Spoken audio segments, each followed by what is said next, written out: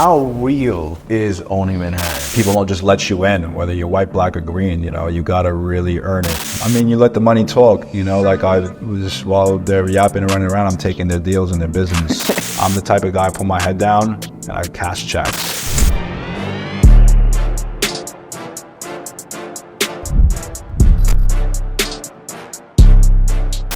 Welcome back to Real Estate and Chill. I'm your host, Kevin Iglesias, associate real estate broker. As always, bringing you $1 million episode. Today in the building, we got the one and only, the man, the myth, the legend, team leader of Empire Collective, superstar on Netflix, very own, owning Manhattan, Jordan March in the building. Let's go. What up? Woo. When it's a Jordan party, you start with the money fly. Just gotta let it go. Gotta let it go. What's up, my brother? How you doing, man? Good, man. I appreciate you inviting us to Serhant and get this done finally. Yeah, we're here. The headquarters down on Soho. Yeah. It's a good day to buy some shades. It's really hot outside right now. You got that Netflix glow, man. It gives you a little bit of a glow. I heard. Look at all this Netflix money you got on the table right now. Showbiz money. So talk to us. Give our audience a little background of who you are, how you got started, everything that you're experienced from the Netflix show.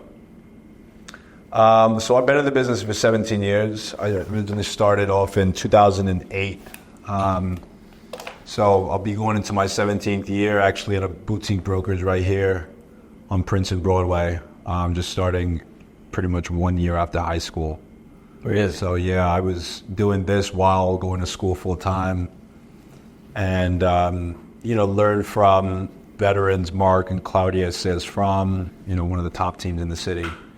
And, they just taught me everything about luxury and how to sell and how to think about business differently. I mean, I came from an entrepreneurial background. My parents were, always just go-getters, and always just wanted a New York lifestyle and to move downtown and have a dream. So, yeah, got into business, and ever since then, it's just been, I guess, on the up and up.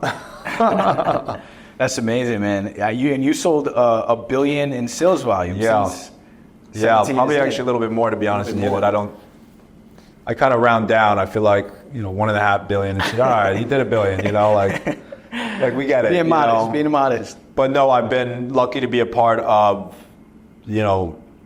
whether I was as a partner or in management capacity or team leader capacity my entire career. Pretty much after the first year, I always sort of found a place with leadership and getting edified from my old mentors in that space. So shout out to all my old CEOs that put me on and gave me a shot, because a lot of these spots I was like a 21-year-old kid, like managing people, 2 to 3 times my senior, and very educated, and people from brilliant backgrounds, and just been so blessed that I've had an experience to, even help people get their business off the ground.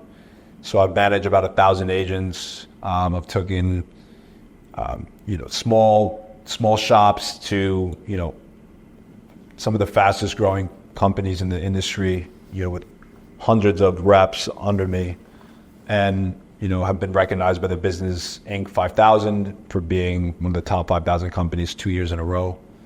And it's been a wild ride, working with Ryan Serhant, now being his top team in the last year as well. With Real Trends Wall Street Journal that just came out, it was a huge accomplishment for us, especially in a really tough market. And, it's just been blessed to help people find their dream homes and sell their homes and move on with their lives in the best way, and, really get the best return on their investments overall, and having people like us that are boots to the ground, Yeah, I feel like you do a little bit of everything too, right? You're in music as well. Oh yeah, so got a couple I started off in music. I was started off playing the violin. Then I taught myself piano at first, and got into music production school. Started making beats.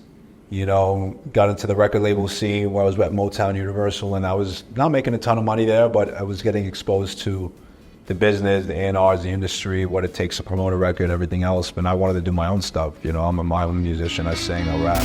Looking so fine in that little red dress.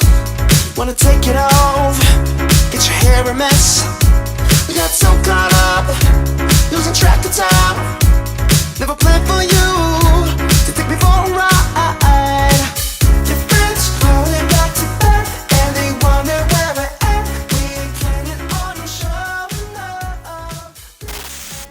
music as well, you know, and you have to have a lot of money in that business, you know, just because of what you got to do. I'm not saying that's the only thing, but I realized that money was a huge part of really getting momentum in the music business because, you know, unfortunately, this production, the music videos and the outfits and the, you know, the lifestyle, it ain't exactly. So a couple of my guys used to kick it and just talk about, you know, getting into real estate all the time. And I was like, I didn't realize it was a 2-week course.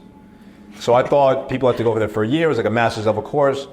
So when they're like, yeah, we start now, say it's like July 10th, we'd be done end of July. I was like, what?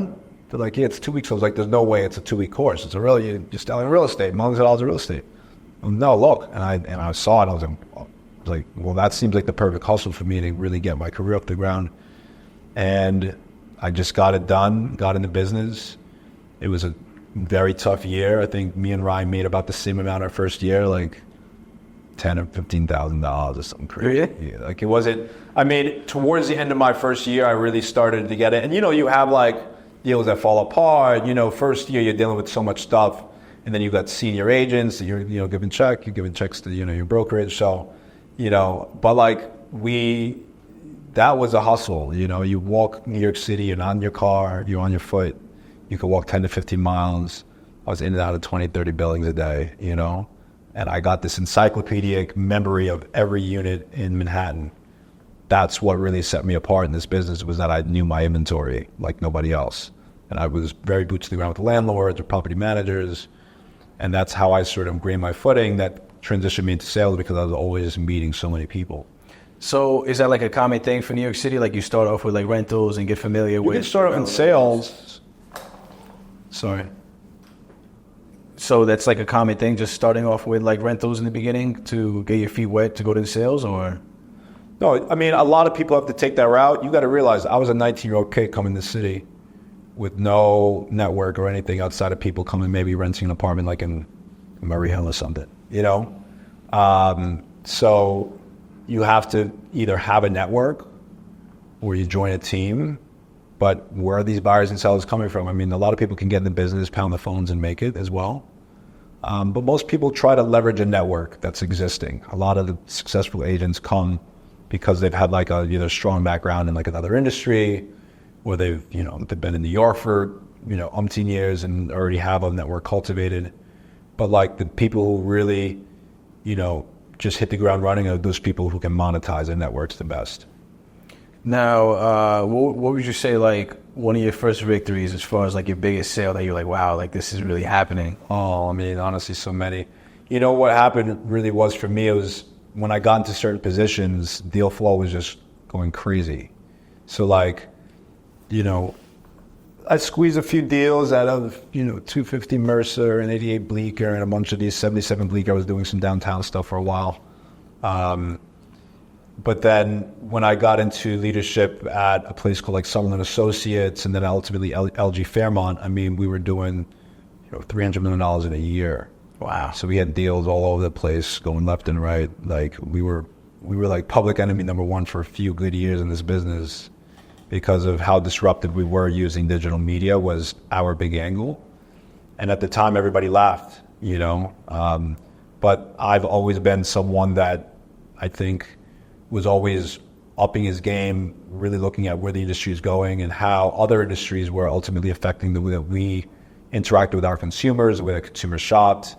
And if you saw what happened with pretty much transitioning with, the emergence of like Zillow and Google, just using search more, your Google, your Yahoo, your Bing, not necessarily going to like your local real estate agent or your local travel guy, advisor, or like, I mean, when's the last time you picked up the phone to call the local taxi? You use an Uber now, right? Yeah. So like these aggregator websites were sort of disrupting the industry, and I saw that Zillow was that for real estate.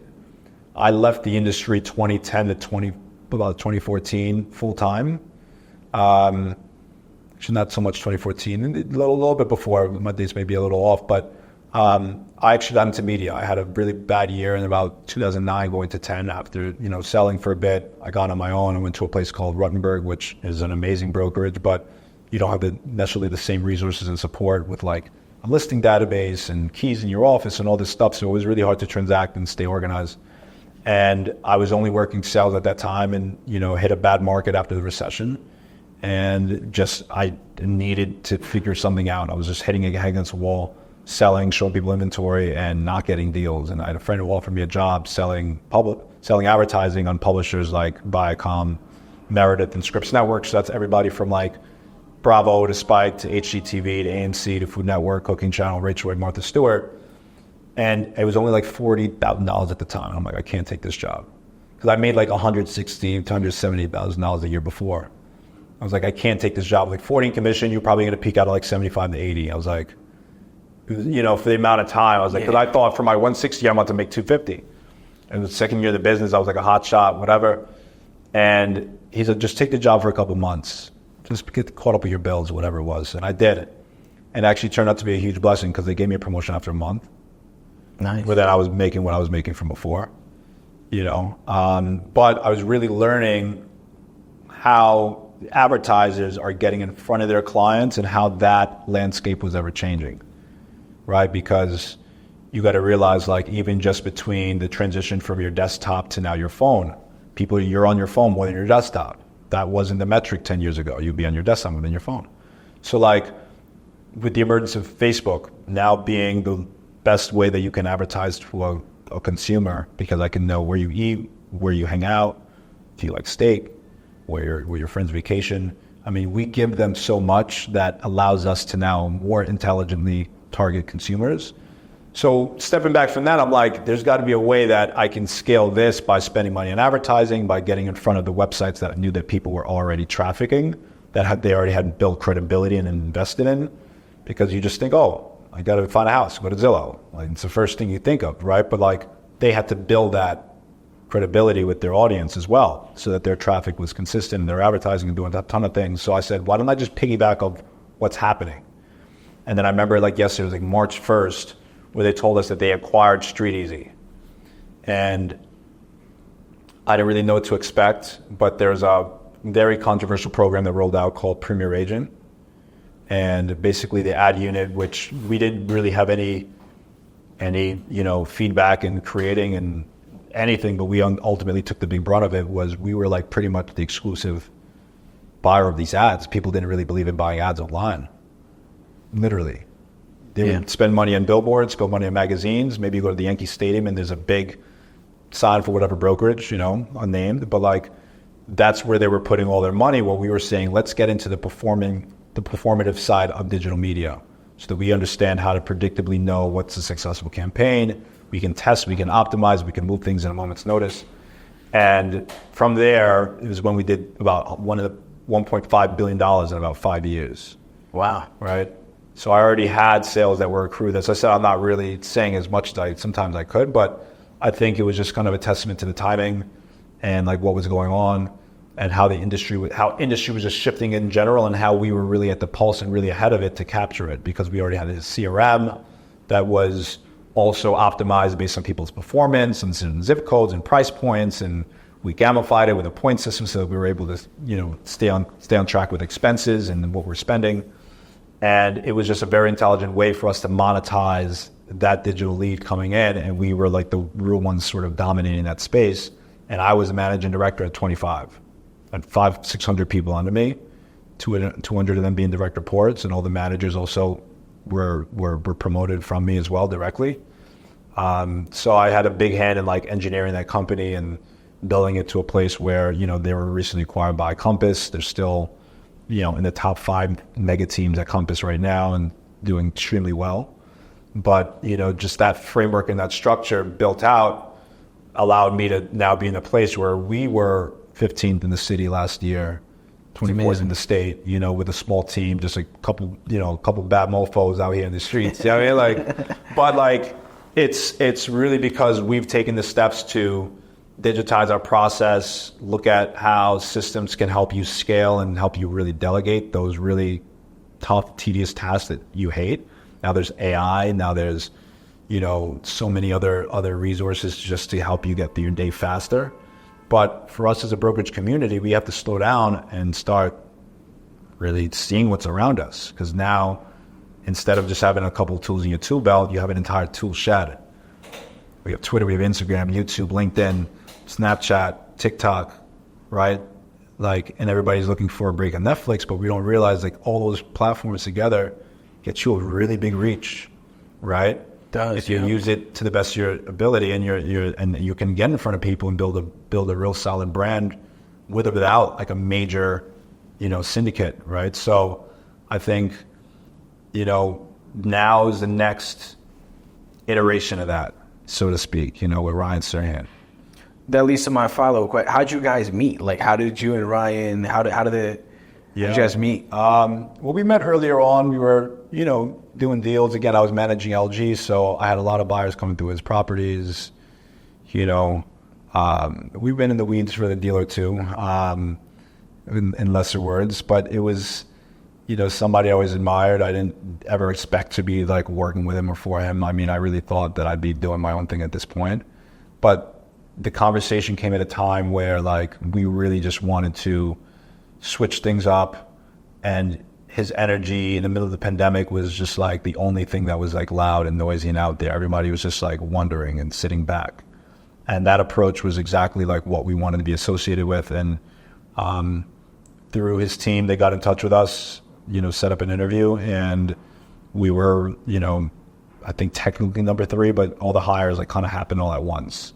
So I'll just say like we're like the first group of hires in the company, and there was no office, there was nothing, there was like really, I was like, where do we go? How big do you want to be? What happened next? I don't know. But he just, he knew that what he wanted to do to serve agents and the resources that he was really putting forth, at that time for us was everything that we were complaining to our last companies about having access to, and so now, we took a risk, right? We went with a boutique brokerage when everyone was just really staying firm with, their big legacy brokerages that have, great reputations. I'm not taking away from it, but we knew that Ryan was just a very, progressive thinker. He was somebody who really pushed himself out the box, out of his comfort zone, and it's been evident ever since working with him.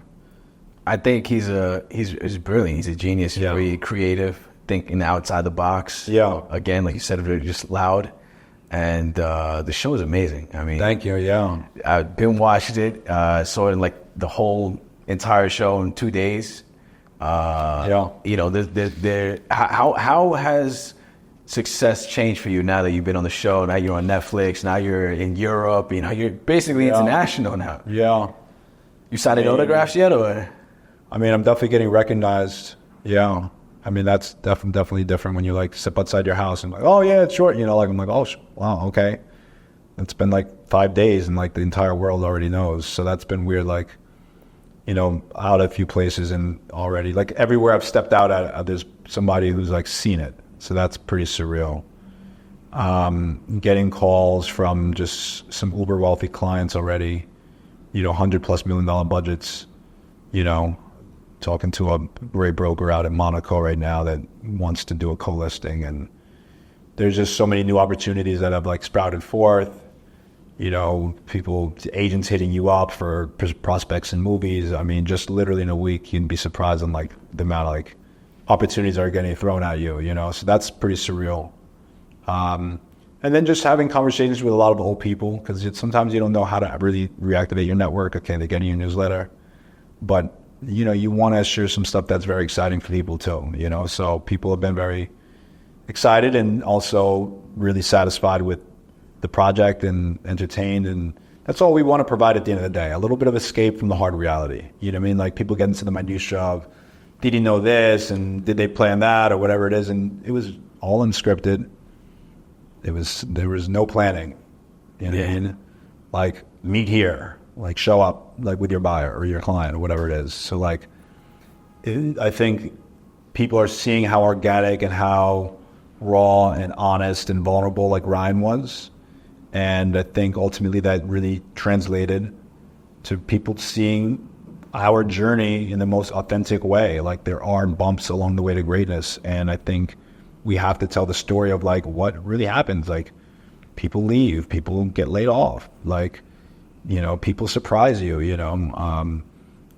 there's just a lot to manage. There's a lot of demands, that you have while still growing the business for the brokerage and like your name. And there's so much that he has to deal with. And I think we got a small look into it. I mean, honestly, that's still not even a quarter of like what we're really, really dealing with on a day-to-day basis. You were saying there was like off camera, there's a lot of scenes that were cut out, right? There's a lot of stuff that was left off TV. I mean, 8 episodes is nothing to tell the full story of like all the buyers, all the amazing clients that have, ultimately contributed. Like, the directors did amazing with putting together everyone's story, I think, in the best way. And what was happening, that was like the coolest, most compelling stuff. But like, I mean, there's so much other gold, that's out there. And, that's just part of, making it work, right? Like, you got 8 episodes and, you got to keep everybody engaged. So it's a big task that they were up to. And I mean, I think we're at like 35 5-star reviews. We hit like number 3 all around the country, top 10 around the globe pretty much. And it's been what, less than 2 weeks, right? We're not even hitting this. Right now we're at the 10th day. Yeah. So that's an amazing accomplishment. I mean, it's crazy. Yeah. It's like you're living in I'm in a rocket ship and it's like light years are happening in weeks. I feel like everything happens so quickly. Like we were discussing, so you're like OG status then, recruit number 3 for the company when there was no office. You had to be on the same page as with Ryan as far as, his creativity and where he's going to take the company and the vision. So that's one thing about him. Like I said, he's just, he's brilliant, I feel like this guy, there's nothing that he can't do, right? That's right. I truly feel like that. Yeah, totally. Speaking about the show, is there anything that they did in the air that you were like, man, I wish they had included this? Anything that I mean, there's I mean, everybody's going to have their opinion. I mean, I think what you're not seeing is like I think all the work that we're really putting into selling Central Park Tower. The $10 million commission? The $10 million commission, because, Ryan's like, we're dead if we don't sell this. So it has consumed us to get in touch with the who's who of the world. I mean, there's 3,000 billionaires and they'll figure out how to reach them and they don't pick up their cell phones. So figure it out. Get Jeff Bezos on the phone, get Elon Musk on the phone, get Jay-Z on the phone. How do you do it? I don't know. Figure it out. $10 million at stake. So that's what we've been working on. And we've been getting many unnamed celebrities. I mean, just some of the most affluent people in the world have now come in toward this. I've created relationships with royalty and, countless billionaires and people in tech and people in media and actors and just like so many remarkable people. So that's honestly been some of the biggest wins, but you just got to wait to see who gets the deal. So it's not sold yet. You got to wait to see. $10 million commission, man. That's a lot of money. That's life-changing money right there. On one deal. Life-changing for you and others, I mean, I'd really love to take that money and, I mean, I'm eyeing a few different, new nonprofits that are doing orphanages and some impactful work for children. And I mean, hopefully the money could bless, as much as I want my Ferrari too, like, really do something great for like the work that we're putting into this ultimately can bless others, Did you set up a plan yet? Once you get that check, what it's going to look like? You mentioned the Ferrari already, some charities, anything else? I'd definitely just love to make sure like my parents are, like, I want to invest, like got into development the last few years. So that's been like a big focus for me since the pandemic. Along with this brokerage, syndicating deals, working with investors to find assets in New York and along the Northeast here. So I got into that heavily, and I would probably be investing it in doing some cool development plays, some ground ups. Do you think, just speaking on a real level, do you think it's harder for minorities to survive in real estate, like to get their feet wet, especially like New York City? It's like a different animal out here. I mean, I don't like to say the word harder because I think everybody has their unique set of challenges that, based on their pedigree, are going to be harder or not. But I feel like I'm definitely, as a black broker in the city, one of the few, and I don't think that's an accident, right? Like, A lot of these communities are very tight knit. I wouldn't say it's like a racial thing, but like it definitely is just like a proximity thing. And, unfortunately there's a huge wealth disparity, and that comes with, certain races and people sort of accelerating in the front. But I would say like I've been, very fortunate to have clients who seek me out and take every part of me, whether I'm having fun at a nightclub and or working, right? Like have been able to sort of understand how dynamic we are as a people, and relate to that and be open to that. So it's been, everybody has a unique set of challenges, being judged a little bit, knowing if you kind of come from that old boys club kind of thing, there's a lot of like nuances and, and sort of the socioeconomic sort of conversation. And I'm not saying how you talk, but like what you're talking about, right? And then people are just, they want to understand wealth, so I think we have to be, as people of color, as ambitious as possible to make sure that we are fighting for our representation by being the representation, right? Like it's not just asking for it, but now stepping up to the plate, keep on continuing to push, continuing to do what we're doing great. And, ultimately for us to, use people like me, Trisha Lee, and Jeff, and Genesis as minorities who have been able to make it to the top. I mean, we're at the top of the game, right? Like, I'm not going to ever take that for granted. But yeah, I mean, people don't just let you in, whether you're white, black, or green. You got to really earn it. You got to earn the trust of people who are selling $10-20 million assets. And even if it's $1 million, I mean, think of, how aspirational it is just to have a sliver of New York City, right? So people are very, very dialed in here. Clients are tough, right? And it's important for us to keep pushing, keep knocking on the door, keep showing up, keep showing our best foot forward. And yeah, I mean, we have people like Trisha Lee jumping on Brooklyn Point and killing it. I'm working on Central Park Tower, the most expensive listing. Ryan Serhant has been a huge advocate for diversity in the company and just pushing us and putting us in the front every step of the way. But no, it doesn't come easy. I mean, it's definitely a challenge. As far as like price points, right? Yeah. What would you say is your average price point out here in New York City? Is it like, because on the shows, on every show you see like 5 million, 10 million, 15 million, and people start to think, well, is that like the norm? Is like that? Yeah. Was that something that you're selling on the regular? Like, yeah. What would you say is like a typical price point? I mean, my team is primarily focused on luxury. So like, we are like in the $5-10 million threshold is like where we like to focus. But I mean, it's really based on the referrals. I mean, I don't like for people to think that pricing, doesn't give them access to us. Because again, there's something even aspirational about having a $500,000 studio, with an Empire State view, right? And like being able to walk to Union Square Park or whatever it is, right? Like we're selling the dream of being in New York, at the highest level. It's like what materials go into these things. So like luxury to us is like a real, it's an educated decision. It's a state of mind. It's a way of service for us too, providing that white glove service for our clients. And, I'm working on a $400,000 sale right now, and I'm working on a $40 million sale.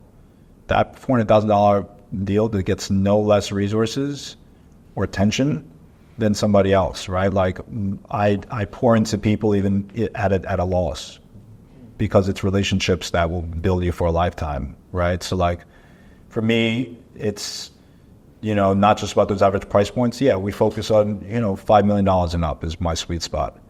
Dealing with families, 3 bedrooms, 4 bedrooms, obviously come with a certain price point too. And I get a lot of referrals from my kids' networks as well, right? So all that comes into play. And it's where we like to, chop commissions up at, right? Like it's a lot different when you have $500,000 to split up between, 2-3 people. Now that you mentioned that, as far as how long does it take to sell like a $5 million house? Like what's the days on the market for something like that? I mean, it's all depending on, ultimately like the demand for the property and the property type. right? There's just some tough properties, there's some tough locations out there, and like, you know, I've sat with some tough things. I've lost some tough listings that I knew I was going to sell, that I had the buyers for, that I did the appointments on, that I did everything that I thought was right for my client, and then ultimately lost things too, right? So like, you can sit for a year and push through these things, but if you're smart, you know, as a broker, you find product that you like to sell, that you're really passionate about, because you want to stand on the deal too, right? So to me, you know, I want most of my properties, 90% of them, to sell within about 2 to 3 months on the market. But realistically, there's some tough product that you take on and take a chance with and say, okay, is there a unique spin on marketing? And, you know, sometimes it works. I mean, I had some properties sit that I sold after a year last year, because it was a bad market. All of a sudden, January 1 hit and everybody's buying everything. Literally everything like went into contract. And 5 properties all above $6-7 million, $10 million. One was 15, right? Like, so you just have to kind of really dig in, treat every appointment like it's the closing, it's the special. I think sometimes you get worn out and lose that energy and that conviction of the deal that really translates to someone liking it as much. And just staying there, you know, you never know. You go, oh, that's the deal, you know, and you can look at every appointment that didn't take it and be hesitant about even confirming an appointment, right? We all know those Saturdays, like, should I take this appointment? And we're spending time with my family today, but I think you always got to be ready in this business, you know. Definitely. Work-life balance. I feel like for entrepreneurs, that's one of our biggest challenge, right? How do you manage that work-life balance, especially now with the Netflix show? I'm sure you're getting a lot more business now, a lot more opportunities. You mentioned a movie opportunity maybe? Yeah, I think, you know, the way you make decisions in your life is like you have to sort of set what is the primary priorities and make decisions off that level, right? It kind of trickles down like a pyramid from there. So first priority is my health, right? Like I got to make sure I'm eating well, making time to sleep, in the gym. Sometimes I don't get either, right? Sometimes I have, you know, miss a meal. Sometimes I'm on 3-4 hours of sleep, right? Because I got to bed at midnight and I'm up at 4 o'clock. You know what I mean? Like I get up every day at the same time Ryan gets up, right? Because I want to show him as, you know, someone who wants to be taken serious and being open for opportunities is I'm ready to catch the ball when you're ready to throw it, right? So like, yeah, that comes with a rigorous calendar. But you know, my children are always my priority. So family is next, right? Like, so you have to make decisions based on where you see yourself, where is your future happiness, where is really the most important things in your life that you can't buy, right? You can't buy time, you can't buy your health back, right? I mean, you can support your health, right? Preventative, but you know, if you're sick and you're wealthy, it doesn't help you either. So to me, wealth is a holistic view on winning in all areas. So it's tough. You know, work-life balance is never perfect because every day is different. I agree. There's new opportunities. You're getting more clients than ever. You're going to scale your business. You have new problems that have come up. You have people that may have left. You have transitions and changes in personnel and staff that you got to go back and jump in the job. So like, you know, it's a balancing act, right? And like, it'll always feel like it's all fighting for that attention. But attention's your biggest commodity. So I think where you place that is where your happiness should be, and everything else will work itself out, right? Like, you know, when my Jewish brothers start Shabbat, right? They don't flex because it's a deal calling. It's family time, right? It's time to go in. And I'm not saying that's the approach, but like it shows you a lot about where their priorities are, which is then family and so on, right? So when my Jewish brothers and sisters do that, like that can be telling on, and I even say they're less successful, right? So I say that because, you know, you have to make the most of your calendar. Everybody gets the same 24 hours. How you manage it's going to determine where the fruit grows in your life 10, 15 years from now, whether it's your relationship with your family, your business. And yeah, it's probably the hardest thing to do is manage time. Right, because you have to delegate, you want to find the right people, and you want to be also just making sure that you're executing and like hitting your deadlines, and that requires a lot. And sometimes you have to make sacrifices, and sometimes you have to, you know, miss certain functions and birthdays and so on. But I think if you prioritize it where like the kids are always first, you know, that's the one thing that I want to make sure that I don't mess up when I get, you know, when they're grown. And but who knows? right? Like, who knows how they're really feeling, because they are still dealing with a guy who's on TV, who works 6-7 days a week, you know what I mean, that has, you know, other investments going on, right? Like, and we're making music. So there's a lot, you know, there's a lot that I have to put my family through to get to the other side. But I think I'm doing okay at it, you know, overall. Yeah, you're doing a good job. You're doing amazing. Mentioning music, you have a couple of hits with a couple of known artists, right? Hey, got a lot in the trigger. What do you have coming up? Or what have you put out there as far as like the audience? I've been in the studio with Lil Wayne, Trippie Redd, and Busta Rhymes. I all have records with right now. Busta Rhymes lost a ton of weight. You seen how much weight he lost? He looks great. Yeah, Busta's he's out, man. He's younger than ever. OG status. Yeah, young forever. These kind of guys, you know, they just, you know, they teach you so much about even how to apply yourself in real estate, how they think about self-promotion. So incredible. I got a record with a guy named KC who did Thank God record for Travis Scott. He did a bunch of records for Kanye West on the Donda album. So I just cut a dope record with him. But that's so much other stuff, man. Samaya Dixon, got a record with, who does a ton of, she just released Woman vs. Man, and she done a ton of writing for so many artists in the industry, was on tour with Trey Songz for years, bunch of stuff. So like, we have a lot coming. Ross, yeah, literally, yeah, a lot, yeah. that's Corey cool. Gonz, Kid Daytona. The first project is gonna go off. When is that expected to release? I mean, I'll have records out by the summer for sure. Definitely listen. The album's a whole like labor of love. So like, you know, my goal would be by the end of the year. You know. Yeah, I feel like you could do it all, man. I feel like you could be a model. You know, you could be an artist, sell real estate. Yeah, I got a movie dropping too. The City God Forgot. What is that based on? Where I'm acting and producing it as well. Nice. It's just like, you know, we kind of take a whole like Gangster City kind of narrative, but we make it a little bit more mythical, right? So there's some like mythical concepts, you know, fantastical concepts that I kind of merge into it. So what is it like? Like you watch Top Boy?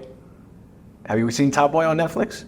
Drake produced the show. Oh, I think I've seen a couple minutes of it. You haven't seen the whole thing? I haven't seen the whole man, thing, you gotta see Top Boy. It's one of my favorite shows on Netflix. Yeah.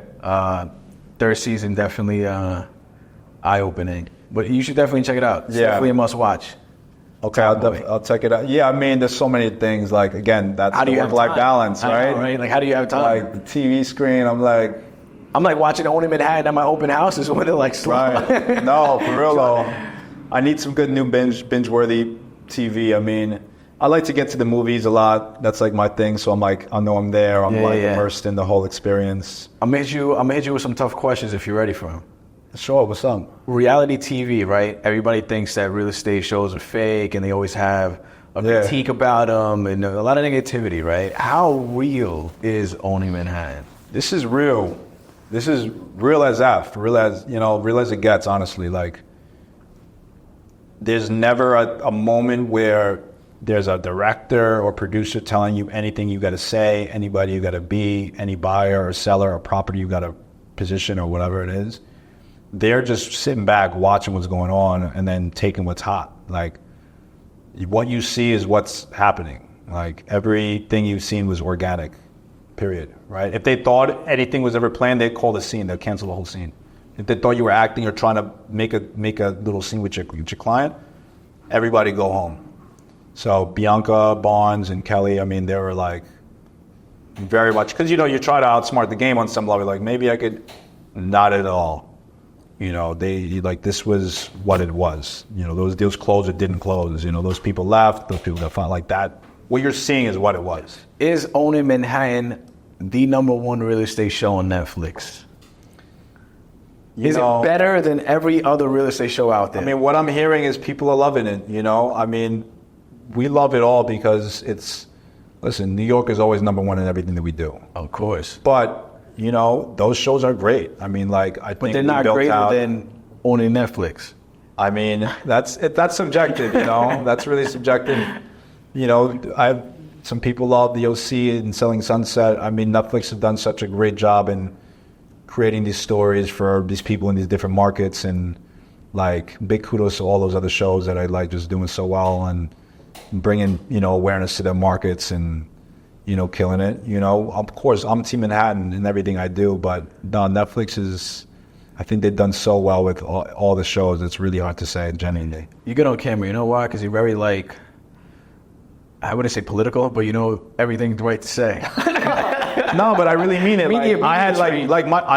I'm serious. Like my main homie was like, I kind of like selling OC too. Like, I think it really depends on what you want. Some people love to see New York, so that's what makes it number one. They want to see the skyscrapers and the lofts and, the diversity of, what Manhattan makes up. And like, that's for them what makes it number one. Some people may feel the drama of selling Sunset or one of these may be better. Like, it's not my job to decide. I mean, I know what we stand on and what we do special. I know our story is very unique, but it's art. Art is always subjective, Yeah, definitely.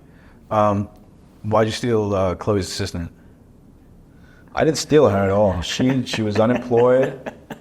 Me and Chloe, we did it. So it was water under the bridge. It was water under the bridge. I really just didn't think, if you let somebody go, I just didn't think you care much about what's going on. But there's a lot of unwritten realities to working with people and things you got to be conscious of, where, you got to make the right moves because, friendships and relationships are at stake, and you want to be able to still, have great dynamics with everybody. So, you bump into, a few different casualties along the way, and, it was all just business. I just wanted to work. I just wanted to feed my family, and the assistant seemed like she had some good chops. I mean, she seemed like she was frank about what happened between her and Chloe, and that was professional, and there was no bad blood. So I didn't really feel like I was, my judgment call was off in that sense at all. It was just, it was a decision I had to make quickly. She had other offers on the table as well. And, I think we still made the right decision. She was productive. I mean, we had to part ways ultimately, but she was great for us at the same time. So I feel like your persona is very cool, calm, collective, laid back, right? And every story has to have a bad boy or a villain, right? In the show, I think it intensifies the show. I think you know where I'm going with this, as far as John getting fired and. Is that what happened? Drama. I don't know. Well, supposedly, allegedly. There's a lot of articles out there. How do you deal with somebody, or how did you guys deal with somebody of that persona, right? Because everybody had big personalities on the show. I mean, you let the money talk. I was, while they're yapping and running around, I'm taking their deals and their business. So, that's what at the end of the day, if we want to be competitive, let's see how the numbers stack at the end of the year, and that's all I'll do. I don't have to make a big bang. I've been literally disrupting this industry for years. I was public enemy number one, and I'm a good guy. I may not be always a nice guy, but I'm a good guy, right? He's a bully, but I used to bully the bullies, so now I just take their listing exclusives. We had a deal that we were going against in Chelsea, and he was throwing high 5 figures at even trying to get the listing out of his pocket, and I still got the listing. To me, that success always is the best revenge. And there's no beef either, but he's clearly competitive with everybody. I wish him the best. I mean, listen, there's a lot of city here to cover. Just, focus on what's important, to me, is my business speaks for me at the end of the day, right? People say I'm cool, calm, collective. I could be crazy as anybody else too. I got a lot of different sides and modes, but I think it's important to know what I'm here to do. When I step out of my house and got to take care of my kids, it's because I want to work and build relationships and create universes of experiences. I mean, somebody you meet today could change your business forever, and they're right next door, right? Taylor Swift lives right down the street, right? The Weeknd lives right down the street. You know what I mean? Jeff Bezos has an apartment right down the street. Do we think I have time for these kind of young hot shots that want to scream everything from mountaintop? I'm the type of guy I put my head down and I cash checks. I show up at the bank, and that's where I laugh. And that's it. Everything else is just Bars. That's it though. It's literally that easy. Come to work. This is real money, by the way. Make it work. This is real money, by the You know way. what I mean? This is something light. Jordan took this out of his blazer. He said, "This is something light. This is light work." we bought a 100 bands around just It's fresh too. I feel like I'm not good at the make it rain in front of the camera, right? Nah, you're good. You're a pro. Look, women lie, men lie, numbers don't That's lie. it though, like there's drama that happens in every office at the end of the day that's gonna happen. But like for me, it's not even what I represent. Like you wanna work around me with the camera, like you're gonna watch me cold call. You're gonna watch me make moves, money moves. That's the reality for me. What's your reality? Been getting fired? Great. Let that spiral where it spirals. Trying to figure out what teams or how to be. It's like you can walk outside right now and let it change your life. Everybody's waiting. Everybody's waiting for the big moment, the big lead. Ryan, give me this. Ryan, give me that. But at the end of the day, it's like we can create the conversations. What's stopping me from CCing Ryan on a conversation I want to start? Do it all the time, right? Like he's out there, Ryan is out there pitching and closing deals and making it work too. Building the business is still as a top broker of his own brokerage in a certain way, right? So like, but he keeps the same mentality and the same habits as he did in the beginning of his career and making sure that he's always meeting new people, following up with people. I mean, I've seen him work, like it fall the cracks, And I think that's where I want to be, right? Like, does that person have a time to sit there and gossip and run around the place and act like a fool? Like, no, It's not to say, again, we bump into stuff in the office, but for me, that was what I wanted to do. He does what he wants, right? But I want different things out of my life. I see $1 billion in my future. I don't know how you're going to get to $1 billion with that type of, I hear you. moving that type of way, you know what I mean? I hear you. So that's that.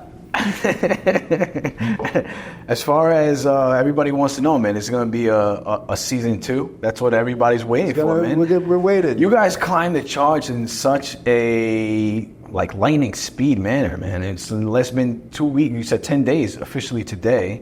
It's the 10 days, and we hit number 3 in the world, number 5 across all platforms.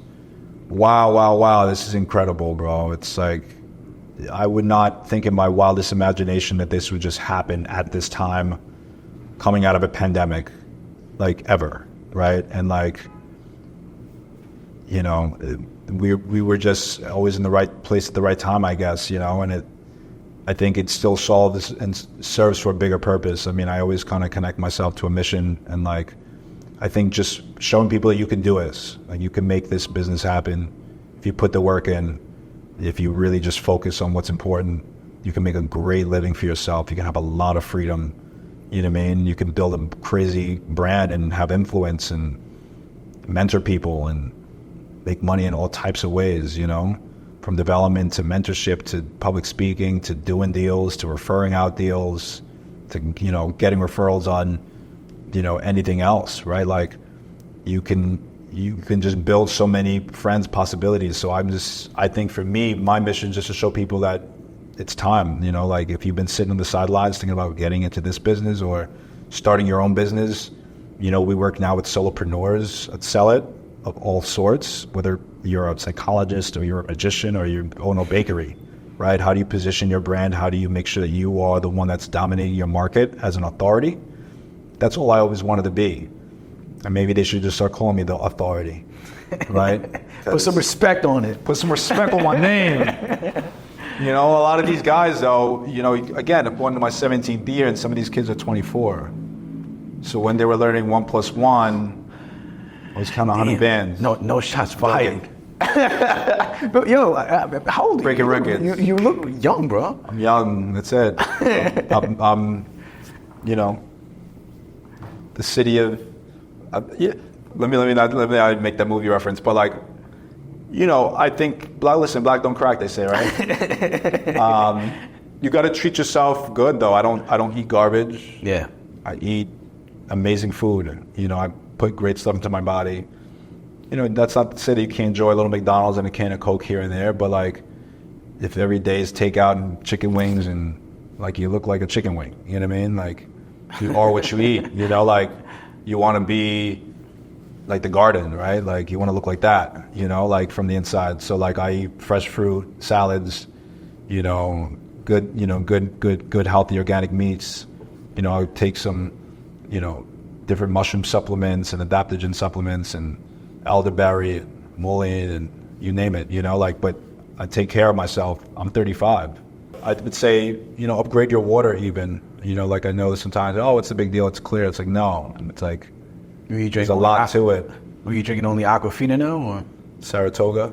Saratoga? That's some rich people water. I ain't heard of that. I've never heard of Saratoga before. Get out of the plastic bottles too, if you can help it.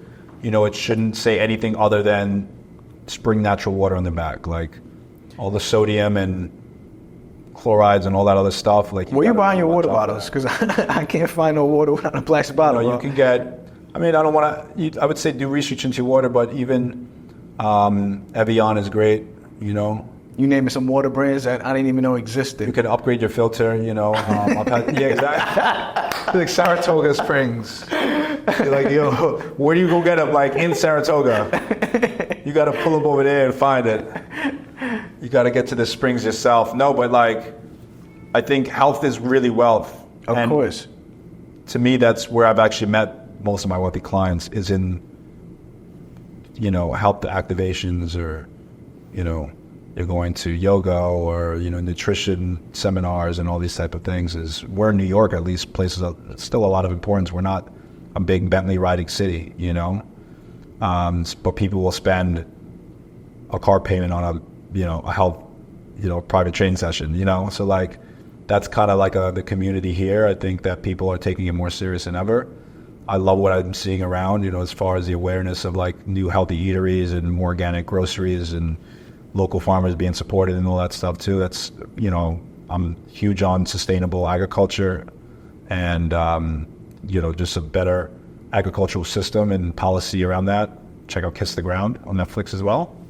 Check it out. Yeah, you know, my cousin's one of the founders of that platform, just talking about regenerative agriculture because, you know, ultimately, like, we want to make, you know, just, I think everything more efficient and healthier for the future that's ahead of us. And I think, again, it's not just a conversation about youth, about how you look, but how do you feel? Yeah. People can look one way, you don't feel that way, but I feel great, you know. But I take time, you know, cutting out the alcohol or, you know, getting a little bit more top shelf wine. You don't really get the well wine all the time, you know. You don't want to wake up with the worst hangover, you know. Yeah. Sometimes even the quality alcohol can, you know, change how you feel.